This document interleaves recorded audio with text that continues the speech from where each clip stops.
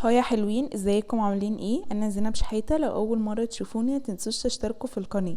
النهارده بقى هنعمل كيكه البرتقال، او الكيكه اللي يعني مفيش حد اول مره دخل المطبخ وما عملهاش.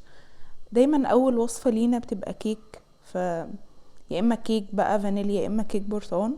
وحقيقي بقى البرتقال يعني مال البيوت دلوقتي في الوقت ده، فما ينفعش نعديه كده من غير ما نعمل كيكة البرتقال اللي بتحتاج لمة عيلة مع كوباية شاي بس.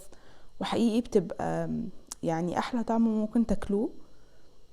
حقيقي بيكون طعمها حلو قوي وحنين علينا كده، بنحس ان هي يعني طيبة كده، بتراضي كل الاذواق. حقيقي كيكة البرتقال يعني يعني احلى كيكة انا ممكن ادوقها او استمتع وانا بعملها. يلا بينا نشوف الطريقة. معايا 3 كوبايات من الدقيق ورشة ملح، ومعايا 4 بيضات بحرارة الغرفة، و2 باكت من الفانيليا، ومعايا نص كوباية من الزيت، وكمان معايا معلقة صغيرة من بشر البرتقال كده، ومعايا كمان 2 معلقة كبيرة من البيكنج باودر، ومعايا كوباية من عصير البرتقال، وكوباية من السكر.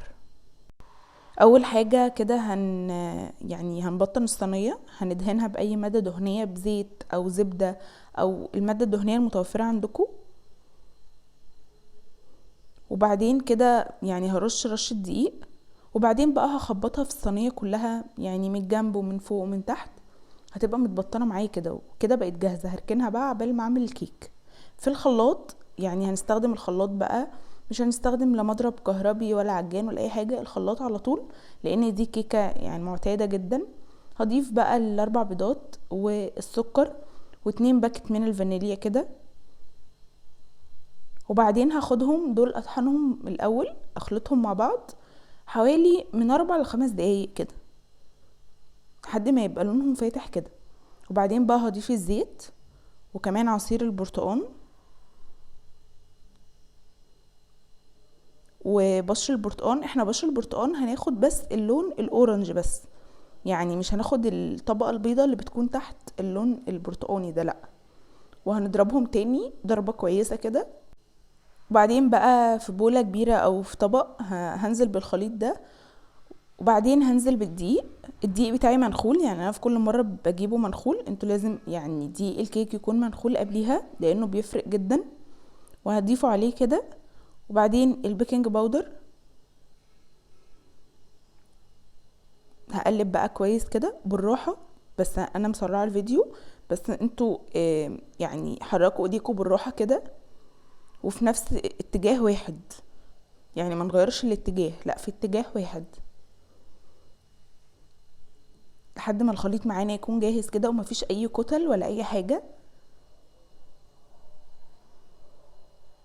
بس كده الخليط بقى جاهز معانا، مش تقيل ولا يعني سميك قوي، لا يعني السمك بتاعه مظبوط.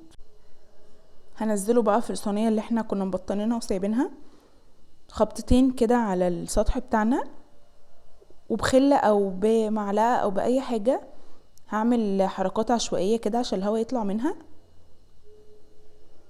كلمه الهواء يطلع منها مش ان هي ما تبقاش يعني مفيهاش هواء، لا، بس عشان لما تستوي ما تعملش اشكال غريبه كده بس. ودخلتها الفرن على الحراره 170 لمده 30 دقيقه، وكده بقت شكلها استوت.